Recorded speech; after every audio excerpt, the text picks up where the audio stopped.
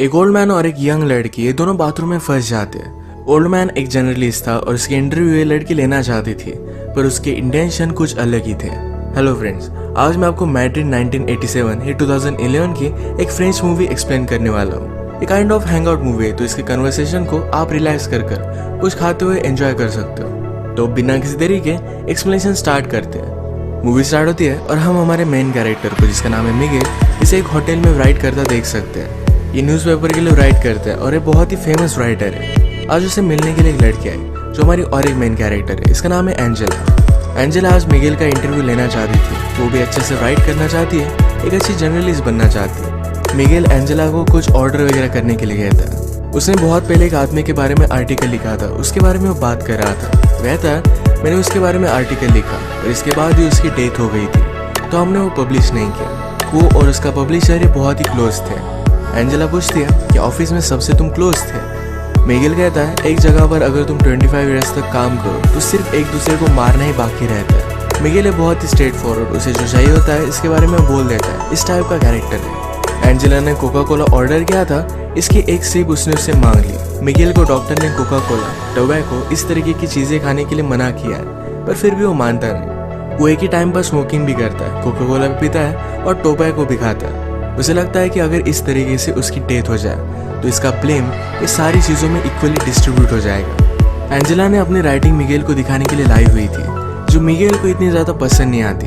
वो कहता है तुम्हारा आर्टिकल बहुत ज़्यादा लॉन्ग है, अगर तुम्हें पब्लिश होना है तो ये ज़रा शॉर्ट होना चाहिए। एंजेला ने मिगेल की राइटिंग स्टाइल भी कॉपी की थी, तो कहता है तुम्हारी राइटिंग स्टाइल ज़रा यूनिक होनी चाहिए, तुम्हारे वर्ड्स लोगों को पिंच करने चाहिए, तभी आर्टिकल परफेक्ट बनता है। तो राइट कैसे करना है कोई भी सिखा नहीं सकता, ये अंदर से आना चाहिए। यही रीज़न था एंजेला ने अपने कॉलेज में राइटिंग के कोई भी लेसन लिए नहीं थे, क्योंकि ये सिखाया नहीं जा सकता। बात करते वक्त मिगेल ने एंजेला को अपने पास बुला लिया था। मिगेल एंजेला को अपने कोट से चाबी निकालने के लिए कहता है। वो कहता है एक मेरे पेंटर फ्रेंड की है जो वीकेंड के लिए बाहर गया हुआ है। तुम्हें कॉल करने से पहले मैंने चाबी उससे ले ली थी, इसके बाद मैंने मेरा लक ट्राई किया। मिगेल एंजेला को अपने साथ वहाँ लेकर जाना चाहता था। वो उसे कहता है इंटरव्यू लेते हुए हमारे बीच कोई भी डिस्ट्रैक्शन नहीं आना चाहिए। ये वहाँ पर पहुंचे, मिगेल एंजेला को टी वगैरह देता है। यहाँ पर अलग अलग पेंटिंग्स पड़ी हुई थी, तो मिगेल कहता है पेंटिंग ये आर्ट फॉर्म मुझे बहुत अच्छा लगता है। जब आप पेंटिंग करते हो उसके बाद भी कलर्स को स्मेल कर पाते हो, फिजिकली इसे एंजॉय कर पाते हो, पर राइटिंग का उस तरीके से कुछ भी नहीं है। एंजेला ने ग्लासेस लगाए थे तो उसने वो निकाल लिया, उसके बाद उसे किस कर लेता है। इसके बाद मिगेल ने कहा कि आजकल मुझे किसिंग में कोई भी इंटरेस्ट नहीं है, जैसा एज बढ़ता गया वैसे इंटरेस्ट चला जाता है। उसने फिर उसे कपड़े निकालने के लिए कहे। उसका मानना था कि एंजेला उससे कुछ सीखने वाली है, तो उसके बदले में उसे भी कुछ मिलना चाहिए। वो उसे क्लियरली बोल देता है कि मुझे जो चाहिए ये मैंने तुम्हें क्लियरली बता दिया, इससे ज़्यादा तुम और कुछ भी एक्सपेक्ट नहीं कर सकती। इसका मतलब ये नहीं कि तुम टैलेंटेड नहीं हो, पर फिजिकली मैं तुमसे अट्रैक्टेड हूँ। आजकल मैं किसी भी लड़की को सीड्यूस नहीं कर पाता, जब यंग था तब की बात अलग थी। अगर आज एंजेला के साथ उसका कुछ हुआ तो इसके बारे में वो लिखने वाला है। एंजेला को ज़रा अनकंफर्टेबल लगा, तो यहाँ से वो चली जाती है। थोड़ी देर में माइंड चेंज कर फिर से वो वापस आ गई। उसने अपने कपड़े निकाले। मिगेल ने अपने फ्रेंड के कलर लेकर उसके बॉडी पर वो ड्रॉ करता है। इनके बीच में अब तक फिजिकली कुछ भी नहीं हुआ। इसके बाद एंजेला शावर लेने के लिए चली जाती है। मिगेल भी उसके पीछे पीछे आया। उसने डोर लॉक किया, वो भी शावर लेता। शावर लेने के बाद एंजेला ने कहा कि अब मुझे यहाँ से जाना है, ये सब वो नहीं कर सकती। मिगेल को ये बात सुनकर बुरा लगा, पर एंजेला जब यहाँ से जा रही थी तो बाथरूम का डोर ही ओपन नहीं होता। ये डोर खराब था, पर मिगेल का फ्रेंड उसे बताना भूल गया था। एंजेला इसे खोलने का बहुत ट्राई करती है। मिगेल ने भी ट्राई किया, पर दोनों से खुल नहीं पाता। एंजेला बाथरूम की छोटी सी खिड़की से हेल्प मांगने की कोशिश करती है, पर मिगेल ने उसे कहा कि प्लीज ऐसा कुछ भी मत करो, अगर हम दोनों एक साथ पकड़े गए तो तमाशा हो जाएगा। वो एक फेमस राइटर है, तो स्कैंडल भी बन सकता है। मिगेल ने कहा कि मेरा फ्रेंड 2 दिन तक वापस नहीं आएगा। इतने टाइम में उसकी वाइफ पुलिस को कॉल कर देगी। एंजेला कहती कि मेरे पेरेंट्स उससे पहले ही ज़रा ज़्यादा वरीड हो जाएंगे। ये इन दोनों के लिए प्रॉब्लम थे, तो फिर से खिड़की से आवाज़ लगाने लग जाते, पर इन्हें कोई भी सुन नहीं पा रहा था। मिगेल कहता है हमारी सिचुएशन बहुत ही अजीब है, एक तो कॉमेडी हो सकती है या फिर ट्रेजेडी। एंजेला ने कहा कि अगर हम सेफली यहाँ से निकल गए तो एक कॉमेडी होगी, अगर मेरे पेरेंट्स को पता चल गया तो एक ट्रेजेडी में कन्वर्ट हो जाएगी। मिगेल पूछता है कि तुम्हारे फादर क्या करते हैं। एंजेला ने कहा कि वो मिलिट्री में है, उनका नाम उसने उसे बताया, तो मिगेल उन्हें जानता था।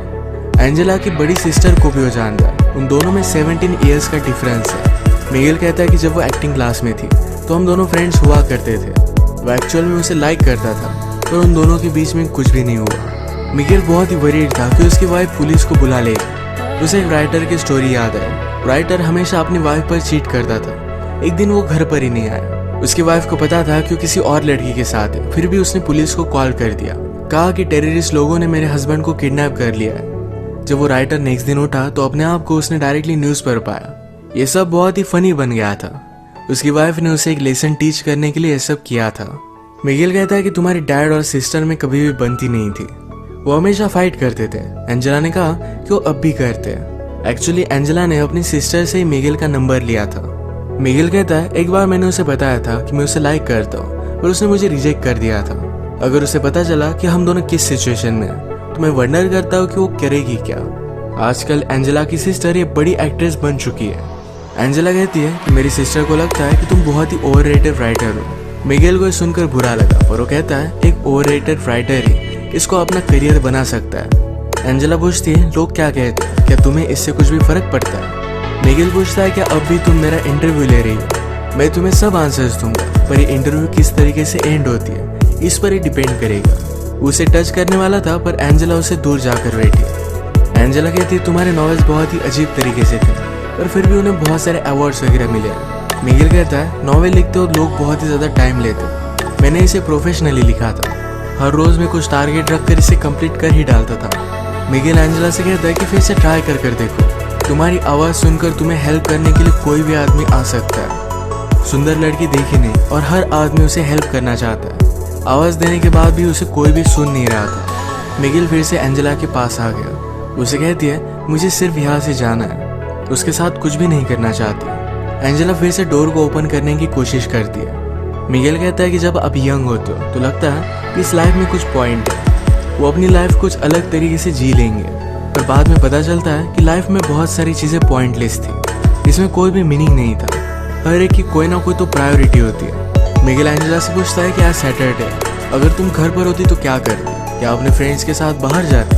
एंजेला को ये सब चीज़ें पसंद नहीं है। वो कहती है मैं बुक्स रीड करती। मिगेल को जो बुक्स पसंद है यही एंजेला ने भी पढ़ी हुई है। मिगेल कहता है हम दोनों के व्यूज़ इस पर बहुत ही अलग अलग होंगे, जैसे कि क्लासिकल म्यूजिक और एक रॉक बैंड में डिफरेंस होता है। मिगेल ने फिर यही टॉयलेट किया। वो कहता है प्यार के बारे में लोगों ने बहुत सारी चीज़ें लिखी है, पर बाकी चीज़ों के बारे में कोई भी नहीं लिखता। ये लोगों को ज़्यादा रेजोनेट करती है। अपने राइटिंग में इन चीज़ों का तुम्हें ध्यान रखना चाहिए। मिगेल अब फ्रस्ट्रेटेड हो रहा था। वो कहता है हम दोनों यार, हम दोनों में एक टेंशन है, अगर हम कुछ भी नहीं करते तो टेंशन बढ़ता जाएगा। सब कुछ हो जाने के बाद शायद हम एक दूसरे को डिजायर नहीं करेंगे, पर फिर भी अट्रैक्शन बहुत ही इम्पोर्टेंट है। मिगेल भी अब जल्दी से जल्दी यहाँ से निकलना चाहता था। उसे बुरा लगता है कि वो सोच क्या रहा था। वो एक ओल्ड मैन है, कोई भी यंग लड़की उसके साथ इंटीमेट नहीं हो सकती। वो कहता है कि मेरी वाइफ को मैं बहुत प्यार करता हूँ, पर फिर भी कभी कभी आपको आइसोलेशन की ज़रूरत होती है। हम दोनों यहाँ पर इस तरीके से एक साथ हैं। अगर हमारे बीच में कुछ भी नहीं हुआ, पर फिर भी लोगों को लगेगा कि कुछ ना कुछ तो हुआ है। ये उसे एक ट्रेजेडी की तरह लगता है। एंजेला फिर उसके पास आ गई और ये दोनों इंटीमेट हो जाते हैं। इसके बाद एंजेला को थोड़ी सी भूख लगी थी। इस पर मिगेल कहता है मूवीज में मुझे लोगों को कुछ ना कुछ खाते देखना अच्छा लगता है। उसने अभी अभी एक एक्शन मूवी देखी थी जो बहुत ही फास्ट थी, पर अचानक से उसमें एक आदमी का खाना खाते हुए सीन आ गया। उसे लगता है कि उस सीन में एक पीस था, एक रियलिटी थी। वो बताता है कि राइटिंग भी इसी तरीके से होती है, जिस तरीके से जो भी फैक्ट्स है हमें उस तरीके से बताने चाहिए। जितना आप रियल लिखोगे उतना ही लोगों को अच्छा लगेगा। एंजेला अपनी राइटिंग से वर्ल्ड चेंज करना चाहती थी, पर मिगेल कहता है वैसा कुछ भी नहीं होता। तुम सिर्फ लोगों के लिए अच्छा लिखने का ट्राई कर सकते हो, बाकी कुछ भी तुम्हारे हाथ में नहीं। मिगेल के व्यूज बहुत सारे निगेटिव होते हैं। वो एंजेला से हमेशा इस तरीके से बात कर रहा था कि उससे बहुत ही ज़्यादा छोटी है। वो ऑलमोस्ट एंजेला को डांट रहा है, इस तरीके से उससे बात कर रहा था। एंजेला को इस पर गुस्सा आ गया। वो कहती मुझे सब लोग इसी तरीके से ट्रीट करते हैं। तुम सिर्फ बड़े हो, तुम्हें एक्सपीरियंस है, इसका मतलब ये नहीं कि तुम सही हो। तुम्हें क्या लगता है यहाँ पर मेरा आना ये तुमने चूज़ किया था? मैं भी तुम्हें चूज़ कर सकती हूँ। शायद मुझे भी कुछ ना कुछ डिफरेंट चाहिए था, इसीलिए मैं यहाँ पर आई। एंजेला का गुस्सा शांत होने के बाद मिगेल कहता है किसी को आवाज़ लगा कर देखो, पर फिर भी कोई भी सुन नहीं पा रहा था। एंजेला कहती है कि जब मैं छोटी थी तो इस तरीके से प्रिटेंड करती थी कि मैं एक सेलिब्रिटी हूँ, मेरा इंटरव्यू चल रहा है, और आईने के सामने हमेशा ऐसे देखती रहती थी। मिगेल कहता है लोग अपने आप को जैसे है इस तरीके से एक्सेप्ट नहीं कर पाते, इसलिए कुछ ना कुछ ज़्यादा पावरफुल बनने की कोशिश करते हैं। ये बात एंजेला ने भी रियलाइज़ की थी और इसके बाद उसने मिरर के सामने इस तरीके से प्रिटेंड करना छोड़ दिया। सब्जेक्ट को चेंज करने के लिए मिगेल कहता है क्या तुम्हें मूवी देखनी है? एंजेला पूछती कि हम कैसे देख सकते हैं। मिगेल ने फिर उसे स्टोरी बताना स्टार्ट किया। वो कहता है कि एक फैमिली थी, मदर, फादर और उनका एक बेटा था। एक दिन अचानक से बेटे ने अपने बेड से उठना बंद कर दिया। पहले तो पेरेंट्स को लगा था कि शायद स्कूल नहीं जाना चाहता, तो उसने साइकोलॉजिस्ट से उसकी बात करवाई, पर फिर भी बेटा मानने नहीं वाला था। साइकोलॉजिस्ट ने पेरेंट्स से कहा कि इस तरीके से आप प्रिटेंड कीजिए कि सब कुछ चीज़ें बहुत ही नॉर्मल है। बहुत दिन बीतते गए पर फिर भी वो अपने बेड से उठा ही नहीं। फादर और मदर ने फिर डिसाइड किया कि हम इसे लेकर कहीं वैकेशन पर जाएंगे।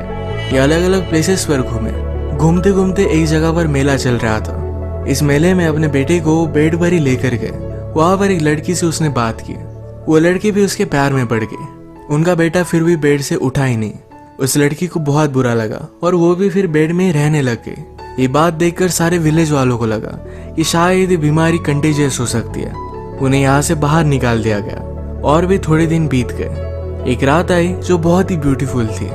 मदर और फादर एक दूसरे की कंपनी एंजॉय कर रहे थे। वो दोनों जंगल में गए और एक दूसरे के साथ इंटीमेट हो गए। जब वो वापस आए तो उनका बेटा बेड से उठकर कहीं चला गया था।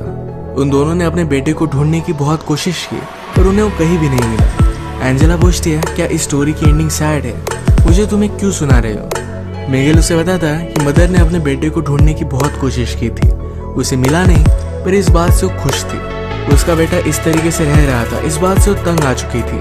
उसे जो फीलिंग्स आ रही थी इस वजह से उसे गिल्टी लग रहा था। स्टोरी की तरह ही हमने आज जो भी किया ये गलत था।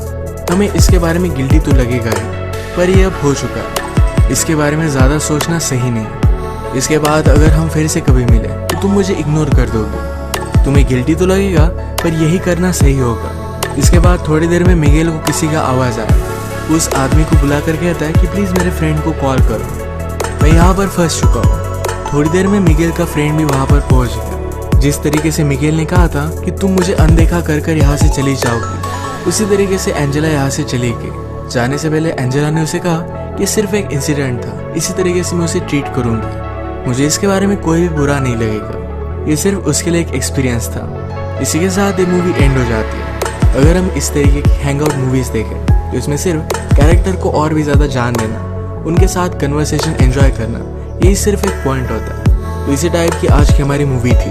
अगर आपको एक्सप्लेनेशन अच्छा लगा तो प्लीज़ इसे लाइक और कमेंट ज़रूर कर दीजिएगा। मैं बहुत सारी मूवीज़ लेकर आता रहता हूँ, तो प्लीज़ इस चैनल को सब्सक्राइब कर दीजिए और बेल नोटिफिकेशन आइकन दबाना मत भूलिएगा। हम फिर से मिलेंगे और एक नई मूवी के साथ। तब तक के लिए थैंक यू और आप अपने आप का ख्याल रखिए।